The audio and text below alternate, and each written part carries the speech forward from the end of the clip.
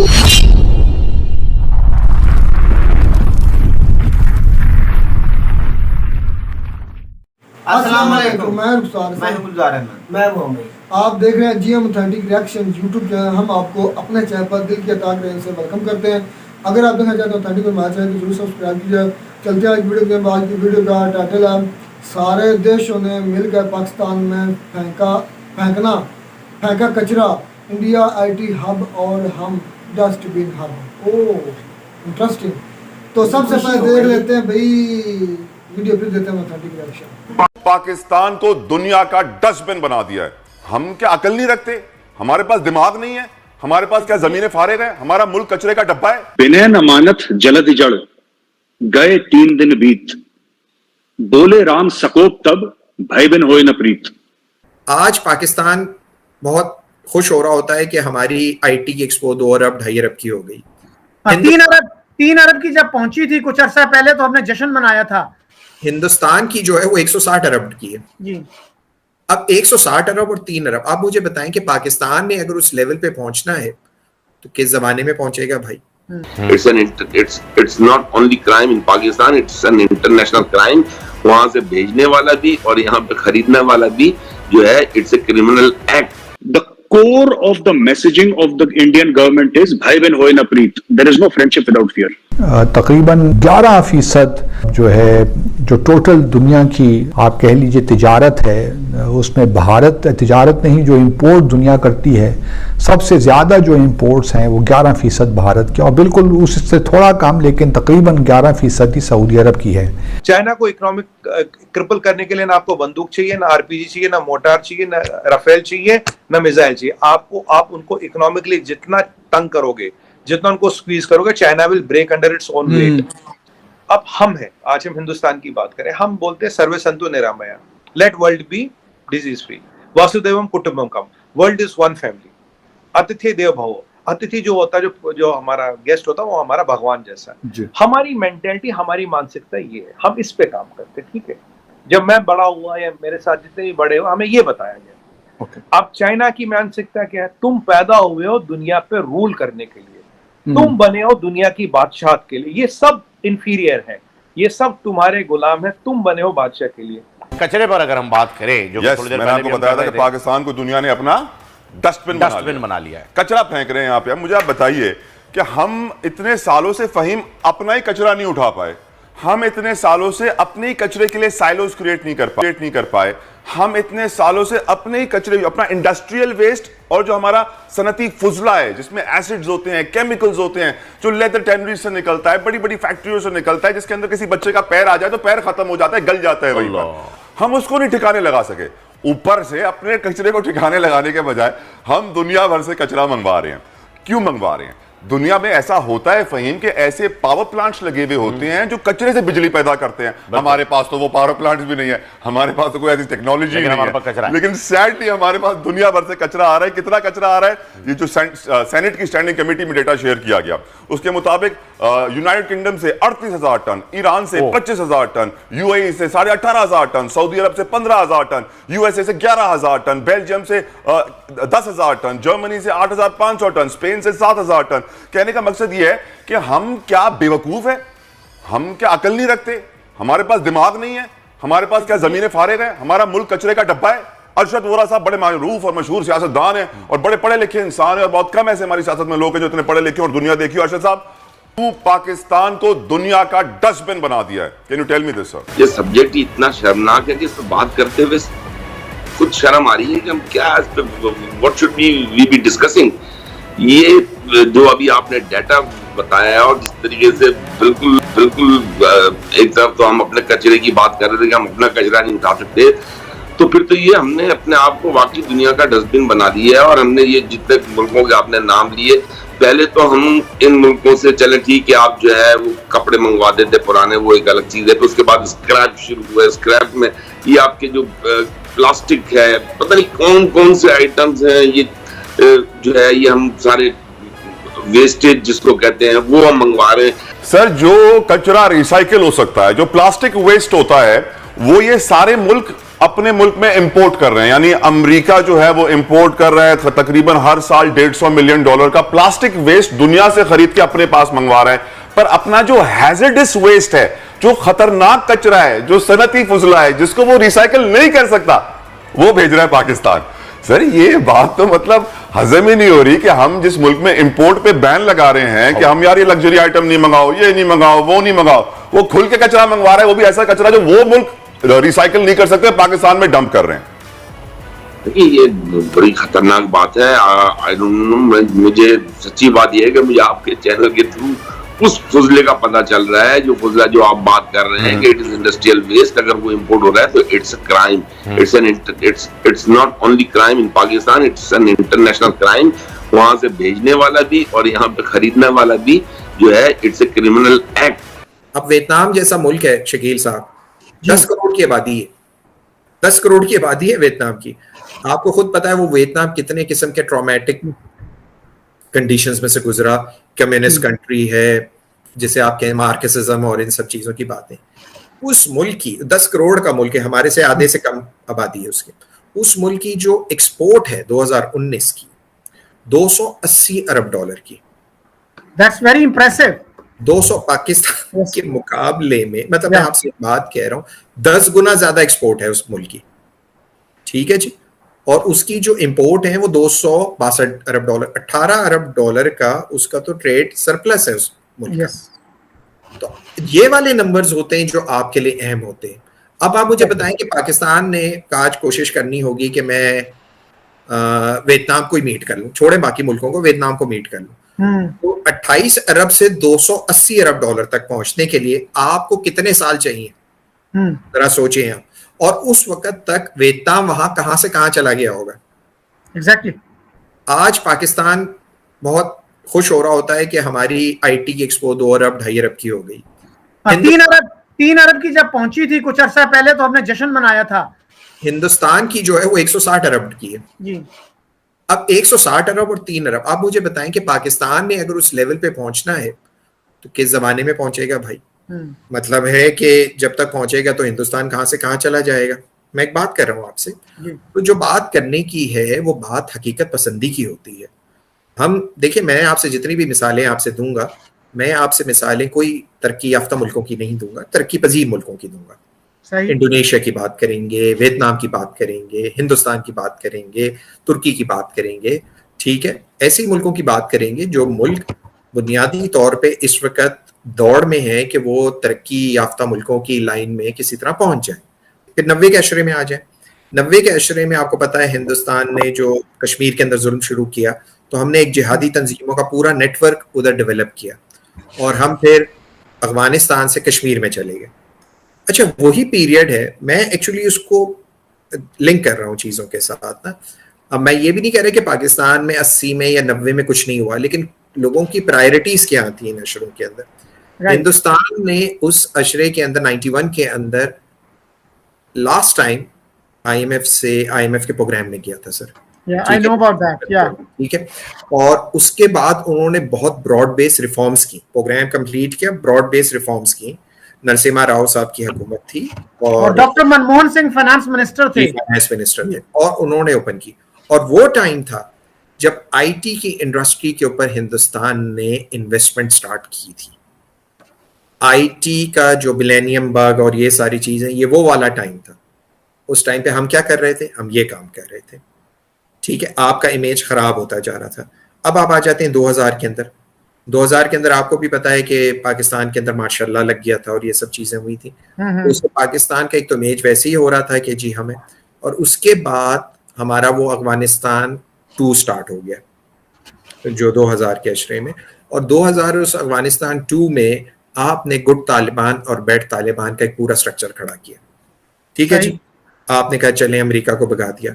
ये वो पीरियड था जब बांग्लादेश ग्रामीण बैंक और ये सारी चीजें उठना स्टार्ट हुई थी, जब उन्होंने औरतों को मईशत का हिस्सा बनाना स्टार्ट किया था, जब उन्होंने टेक्सटाइल्स में किया था।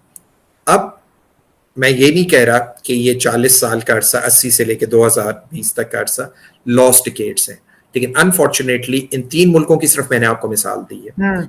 ये मुल्क उस पीरियड में कहां से कहां निकल गए। तीनों की इकोनॉमीज, चारों की इकोनॉमीज देखें, Yes. चारों की इकोनॉमीज 1980 में कहाँ थी और 2020 में कहाँ है, इन चारों की इकोनॉमीज, तो आपको वाज़ेह फर्क है। तो ये जो फर्क इकोनॉमी में है, उसका जो इम्पैक्ट जो है, ये मतलब जो आपकी पॉलिसीज रही हैं खारजा, वो इम्पैक्ट आपका आया है आपके पासपोर्ट के ऊपर। और आज पासपोर्ट की हालत ये है कि हम नीचे से चौथे नंबर पे, हमसे नीचे वो है अफगानिस्तान है, सीरिया है और आपका इराक। इवन के आप अगर इसको देखें, सोमालिया को देखें, यमन को देखें, उनका पासपोर्ट की रैंकिंग हमसे ऊपर है। दोनों मुल्कों में जंगें हो रही हैं, ठीक है, उनकी रैंकिंग हमसे ऊपर है भाई। तो कुछ तो हमने गलत किया इन 40 सालों में जहां हम यहाँ इस लेवल पे पहुंचे।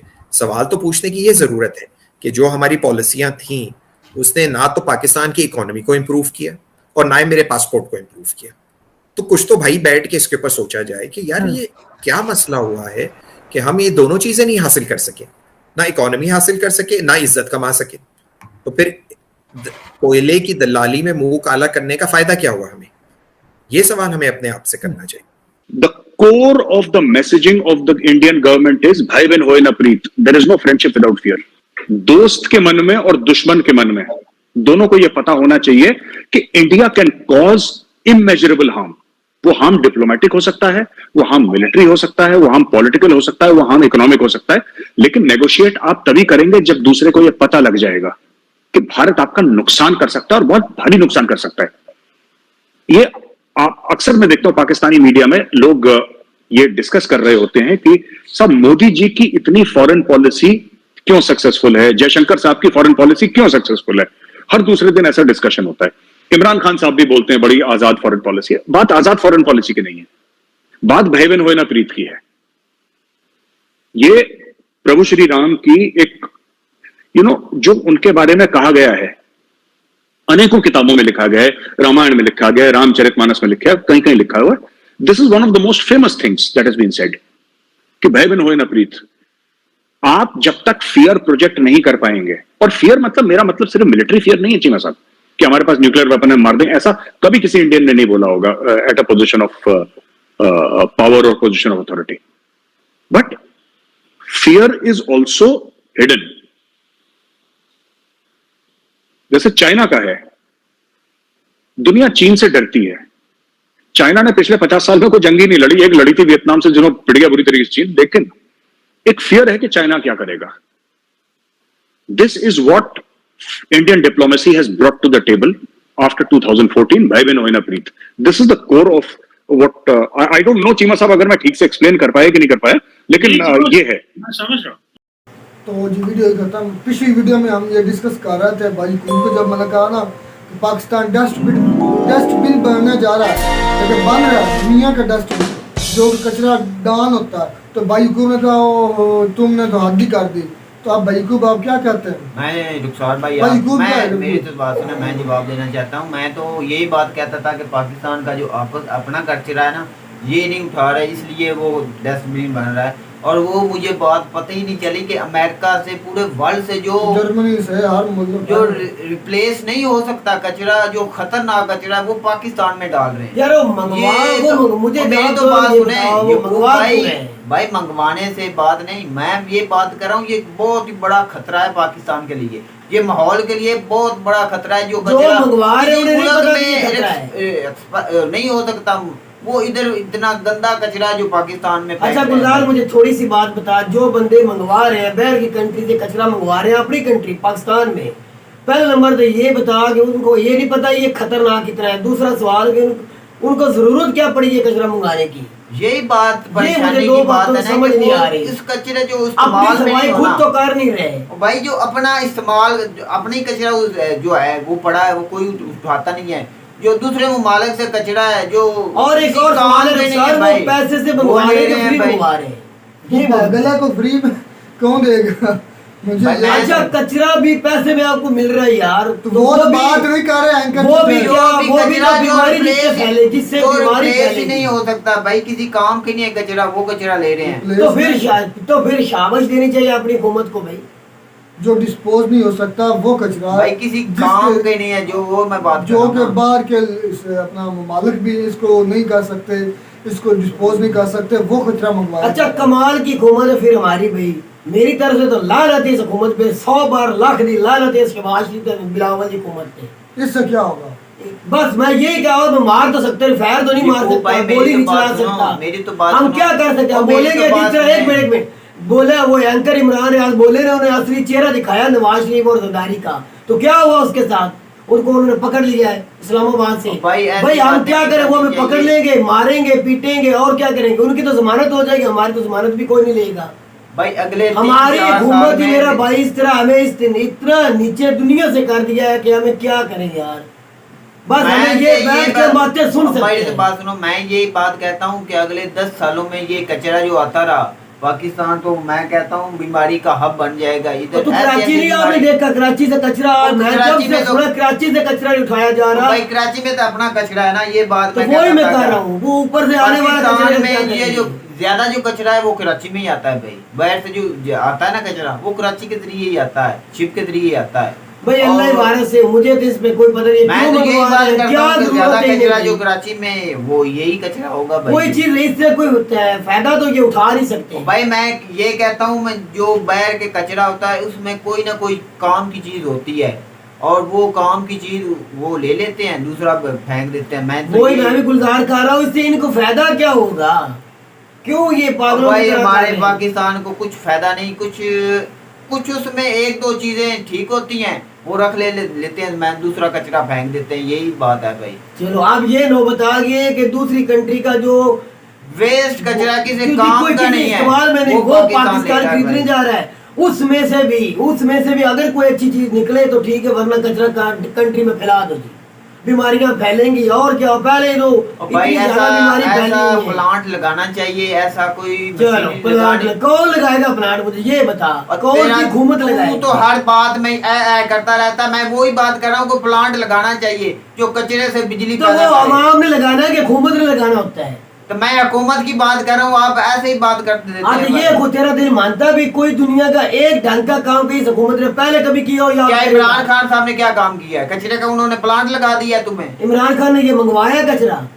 इमरान खान की ऐसे एक माह में तो नहीं आया ये कचरा, और मेरा भाई इमरान खान के दौर में भी आया होगा। पागल, चलो मुझे साबित कर दे, ऐसे ही बात कर, कोई भी जरूर बता देना कमेंट में कि ये इमरान खान ने मंगवाया। कोई बात है इन हुकूमत ने ये 2 माह में आया। इमरान खान तो 3 साल हुकूमत की मेरा भाई, वो 70 साल पहले भी आया। इमरान खान रोक लेता फिर कचरे को। अच्छा एक काम जो पहले स्टार्ट अगर हो भी चुका है, क्या पहले स्टार्ट हुआ है, इमरान खान साहब को नहीं पता चला कि कचरा आ रहा है? अच्छा उसके एक बार बोलने से रुक जाना है? तो ये बात करना, इमरान खान को तो सच्चा नाना बोल, सारे हुक्मरान ही ऐसे भाई तू जिधर मर्जी जा इसको लेके, भाई मेरी तो फिर लानत है अपनी हुकूमत पे, फिर लानत है। मैं तुझे आप बीच में से इमरान खान को नाना निकाल, ये सारे ओवरऑल ही ऐसे ही हैं भाई, कोई अच्छा काम किसी ने नहीं किया। ये असल में बात पता नहीं, मैं तो क्या तो ऐसी वीडियो आपको पता चल गया, आपने उठानी नहीं थी यार। क्यों नहीं उठानी? पाकिस्तान का असली चेहरा भाई, मेरी तो सुन बात, इस वीडियो से हमें क्या समझ आई है कि पाकिस्तान कचरे का डब्बा बन रहा है? इतनी ज्यादा बिस्ती इसमें। असल में बात भाई खूब ये है, जो भी आप तनकीद है ना आप पर, जो भी आप में बुराई है वही आपको दिखाई जाती है, वो आईना दिखाया जाए भाई इस वीडियो के जरिए। अच्छा तो फायदा होगा, मेरी तो सुन बात होगा इस वीडियो से कुछ भी नहीं होगा। और मेरी तो सुन, किसी तरह भी किसी लीडर को मिले और वो इस पर काम कर ले तो क्या ये ठीक नहीं हो सकता? काम पता नहीं क्या काम करेगा गुलजार, पता तेरी को सोच हो सकती है इस पे कोई, लेकिन सियासतदानों की कोई सोच नहीं, इस पे भी कोई फायदा भी उठा सकते हैं। जैसे क्यों हम बात का मकसद क्या है? तुम्हारी बात का मकसद क्या है? इसके रद्द अमल क्या? हाथ धर कर बैठ जाए इधर और कोई काम नहीं करना चाहिए। मेरा भाई ये कचरा मंगवा के आपकी कंट्री ऊपर जाएगी, और कोई दुनिया का काम नहीं है कोई। और वो बात गुलजार, मैं बात और कोई करता हूँ, तुम्हारे ज़हन में और कोई जवाब चलता है भाई मेरे से कचरे पे। मेरे तो जब से ये वीडियो देखी मेरा तो दिमाग ही फटा जा रहा है भाई। आप वीडियो के रिलेटेड कोई बात, मैं क्या आपके ऊपर बोलना चाहता हूँ, आप वीडियो क्यों उठवाई है भाई? क्यों बात सुन, पाकिस्तान का असली चेहरा दिखाया भाई, क्या है पाकिस्तान का? बात अपनी मिस्ती खुद ही सुन तो लो, तुम्हें इतनी अकल के सुनो बात। असल में हमारा मसला यही आता है भाई गुजार और का, भाई गुजार क्वेश्चन कुछ और कहते हैं, वो वाजे नहीं करते, और भाई यकूब उसको किसी और अंदाज में समझ लेते हैं। भाई गुलजार मैं सुन तो ले, मैं नहीं सुनूंगा, मैं अपनी सुनाऊंगा। अच्छा, मैं गुलजार की बात जो वो कर रहा होता है, मैं सिर्फ अपनी हुकूमत पे इस पर लेके जा रहा हूँ कि हमें आप दोनों ने जवाब ही मुझे नहीं दिया। उन्हें मंगवाया क्यों, उन्हें जरूरत क्या पड़ी इस कचरे की? तो हम भी वो कंडक्ट करते हैं, उसकी जरूरत क्या है हुकूमत को? इससे कोई फायदा भी उठा सकते हैं? किसी काम का नहीं कचरा वो क्यों ले रहे हैं? तो बस ये मैं भी तो वही कह रहा हूँ, कोई फायदा नहीं होने वाला हमें, बस ऊपर से बदनामी और होगी। भाई गुलजार ने ये बात की थी जब तुमने आपने कहा था कि इससे आवाज उठाने से क्या होगा, तो भाई गुलजार ने आपका जवाब दिया था कि अगर हम आवाज नहीं उठाएंगे तो कौन उठाएगा? हम हाथ करके बैठे रहेंगे। अच्छा, आवाज उठाने से कोई फायदा होगा? उनका क्वेश्चन ये था कि फायदा होगा, हम नहीं बात करेंगे, हमें नहीं पता चलेगा। हम ये यार हम बात कर रहे हैं और कोई बात करेगा, पूरा मुल्क उसके बात करेगा तो फिर ही बंद होगा ना, फिर भी नहीं होगा। इमरान खान आवाम को शऊर पैदा कर, आवाम में कोई शऊर आया? अब भी इलेक्शन करा के देख ले, अब भी आवाम वही आवाम जो इतनी जलील हो रही है वो फिर उनको सपोर्ट करेगी, नवाज शरीफ को, सरकारी को करेगी। इससे पता चलता है आवाम में शऊर नहीं, आवाम को इस तरह की होनी चाहिए, ऐसे हालात होने चाहिए समाज। असल में बात यह है कि भाई हम अपना पाकिस्तान खुद ही नहीं ठीक करना चाहते। तो बस यही मेरा भी यही मतलब है मेरा भाई, हम खुद ही नहीं चाह रहे। असल में बात यह है कि इंडिया ने तरक्की की, इंडिया बन गया IT हब। वो उनकी खुशकिस्मती, उनकी अपनी मेहनत, उनकी अपनी लगन, उनका अपना खलूस था, तब वो IT हब बना। और पाकिस्तान की ये मुनाफकत है, पाकिस्तान की बददियानती है और गंदे लोग हैं, तब भी हमारे मुल्क हमारा मुल्क इसलिए आज गंदा हो रहा है, इसलिए आज हमारा मुल्क डस्टबिन बन रहा है। हमें तो शर्म से डूब मर जाना चाहिए। मुझे कभी भी मौका मिला किसी भी दूसरी कंट्री जाने का, मैं तो वो मौका ज़रूर अवेल करूँ। आपका मुझे पता नहीं है कि आप क्या करेंगे, लेकिन मेरे लिए बहुत शर्मिंदगी की बात है कि पाकिस्तान में इतनी ज़्यादा गंद डाला जा रहा है और हमारे जो लीडर हैं वो सोए हुए हैं और वो उनको ख्याल ही नहीं है आवाम का। उनको ख्याल नहीं है। आपको हमारी वीडियो अच्छी लगी होगी, अगर वीडियो अच्छी लगी हो हमारे चैनल को जरूर सब्सक्राइब कीजिएगा। मिलता है नए वीडियो में नया टॉपिक साथ, तब तक कीजिए इजाज़त। अल्लाह।